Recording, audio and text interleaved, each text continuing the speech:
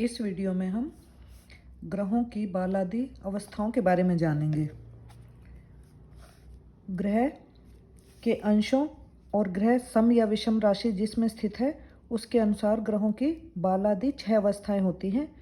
ये अवस्थाएं हैं बालावस्था, कुमारावस्था, युवावस्था, वृद्धावस्था और मृत अवस्था।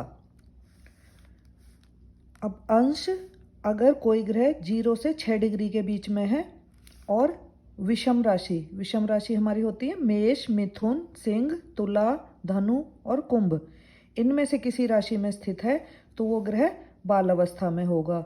और वही अगर ग्रह सम राशि में स्थित है, सम राशियां हैं हमारी वृष, कर्क, कन्या, वृश्चिक, मकर और मीन।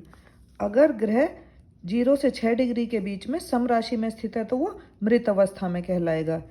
इसी तरह अगर कोई ग्रह 6 से 12 डिग्री के बीच में है तो वह विषम राशि में स्थित होगा तो कुमार अवस्था में कहलाएगा, और सम राशि में स्थित होगा तो वृद्ध अवस्था में कहलाएगा। इसी तरह यदि कोई ग्रह 12 से 18 डिग्री के बीच में है तो वो विषम राशि हो चाहे सम राशि हो, दोनों में ही युवा अवस्था में कहलाएगा। इसके बाद आगे है, अगर कोई ग्रह 18 डिग्री से 24 डिग्री के बीच में है तो वह अगर विषम राशि में स्थित है तो वृद्ध अवस्था में कहलाएगा, और सम राशि में स्थित है तो कुमार अवस्था में कहलाएगा। अगर कोई ग्रह 24 डिग्री से 30 डिग्री के बीच में है तो विषम राशि में स्थित है तो मृत अवस्था में कहलाएगा, और सम राशि में स्थित है तो वह बाल अवस्था में कहलाएगा। अब इन अवस्थाओं के फल इस प्रकार होते हैं। यदि कोई ग्रह बाल अवस्था में है तो वह लगभग 1/4 फल देगा, यानी 25% फल देगा। अगर कोई ग्रह कुमार अवस्था में है तो वो 50% फल देगा, और युवावस्था में वो अपने पूरे फल देता है, यानी कि 100% फल देता है।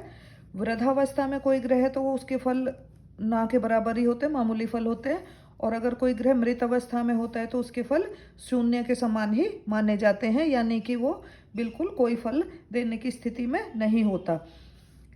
अब अगर वो ग्रह शुभ होगा तो शुभ फल देगा, और अशुभ होगा तो इसी परसेंटेज के हिसाब से अशुभ फल देगा।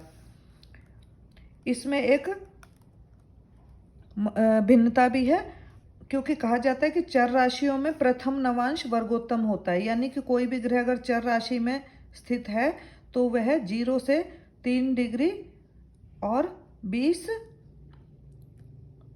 कला तक वर्गोत्तम होगा।